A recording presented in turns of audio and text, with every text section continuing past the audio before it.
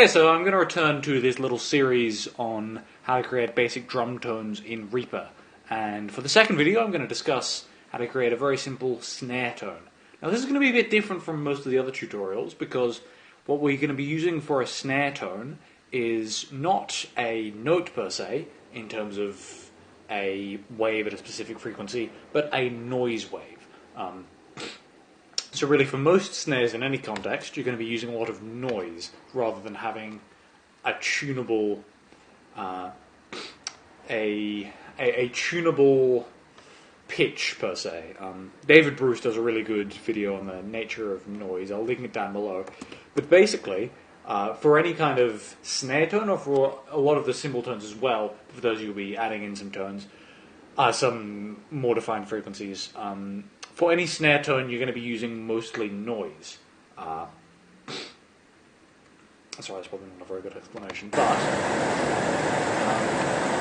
so yes, rather than bringing up the tone generator as we did before, I've just got the Gaussian noise generator here, which is a plugin that just comes with Reaper that essentially just generates random data, random noise, using a Gaussian algorithm, which the maths of how it works are pretty much irrelevant for now. But all you need to know is that this generator is just essentially generating random data very quickly, and the result is something that should just sound like that. Just white noise, which not coincidentally is, exactly the same sound you get when you have like a corrupted file or something's gone wrong, because we're just dealing with nothing tonal, nothing pitched, just that kind of pure chaos, which we're then going to regulate to get a nice snare tone. So as before, we're going to add some data to our volume parameter here, so that we're making it a sharp and defined hit rather than just going on forever as it was before.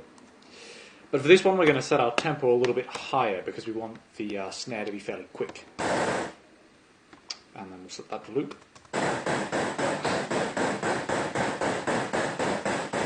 Sorry if you're using headphones, this episode is going to be a little abrasive. But as you can hear, we've got a little bit of a tone going there. Sorry, not a tone, a little bit of a... definitely not a tone. A little bit of a nice sound going there. And just as we did before, we're going to add this little thing here to stop any nasty clipping sounds at the beginning.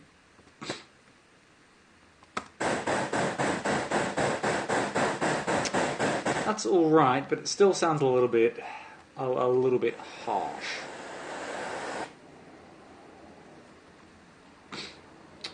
So, what we can do, keeping all this on mute, unless you want to kill your speakers, is just make it even a little bit shorter.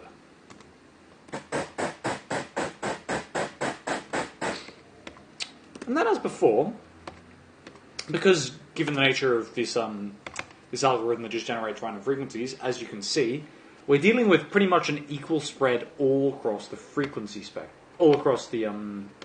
the frequency spectrum, which is not a very realistic sound to deal with. When a Gaussian noise generator gives you random data, it genuinely is giving you random data at all possible points on the frequency range from 20 to 20,000 hertz, which is not the kind of sound that you'd ever actually hear in nature. So the kinds of noise that we get from, say, a snare drum, while they are quite random and they are quite chaotic, they are also within a fairly specific frequency range, the kind that you tend to actually get in nature. So you can hear there we're getting a bit more of a nice kind of tight and realistic snare tone. Now a lot of this here is just a taste, but we're getting a bit of something there. So let's try a little compression.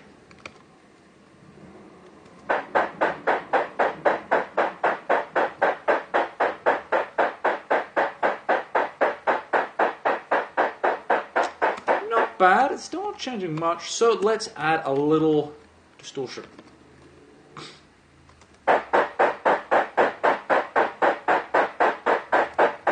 Well, that's a bit more of something.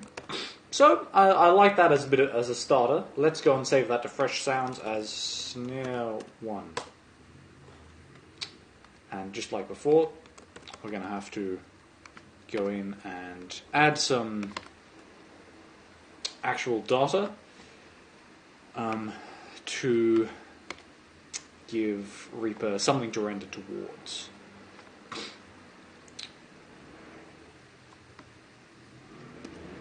Something to render with, rather. But yes, if we just go back into Fresh Sounds and say Snare 1, that's a bit of a snare tone for us. We can go further with this. We can keep making adjustments. We can, for example, add a little bit of a tone if we want to, because as I was saying earlier, you know, a snare is mostly based on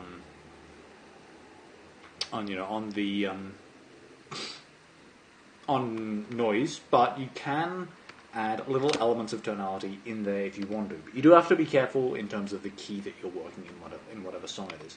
So actually, I'm just going to keep all these in A, because then if all my samples default to a kind of tonic of A, that'll be easier for me rather than having to remember the specific frequencies I've set everything to later.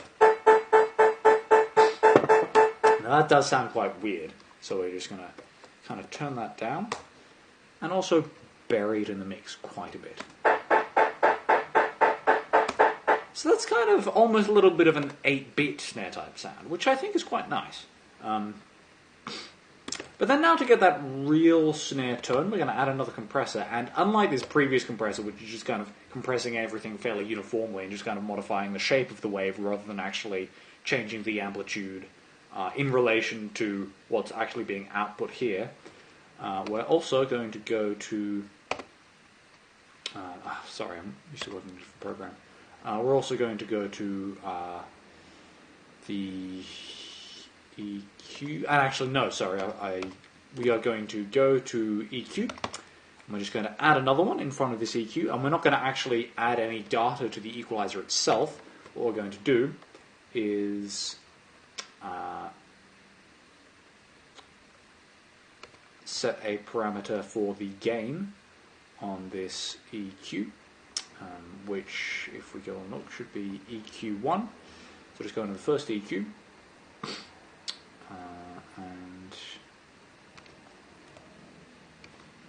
sorry, we're not going to set a parameter for gain. We're going to set a parameter for wet, and then we're going to set the gain to -infinity. So what that's going to do is it's going to essentially say when this EQ is enabled, nothing is going to pass through, and then we're going to say that essentially the wet is the percentage to which the EQ is enabled. So when it's at 0%, we're going to have everything coming through, and when it's at 100%, kind of a bit paradoxically, we're going to have nothing coming through. So that's going to give our compressor a little bit to work with, to give us a more of a genuine compression on our snare tone, rather than just a uniform kind of limiting thing that we were dealing with earlier. So even though what I've got here is called a compressor, it's more accurately described as a limiter.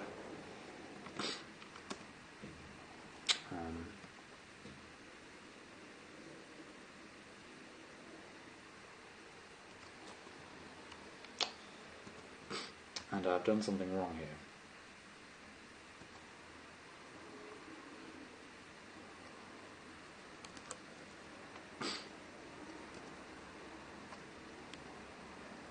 Aha! I have set that to the wrong... sent that to the wrong EQ. So if we just put that here, and then delete that from the original equalizer, that's going to sound like this. And if we go to the compression,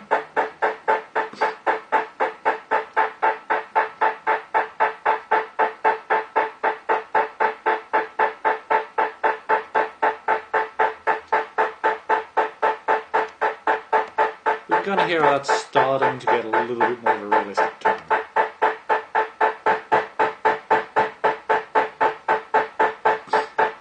If we just add a little distortion and just EQ the hell out of this.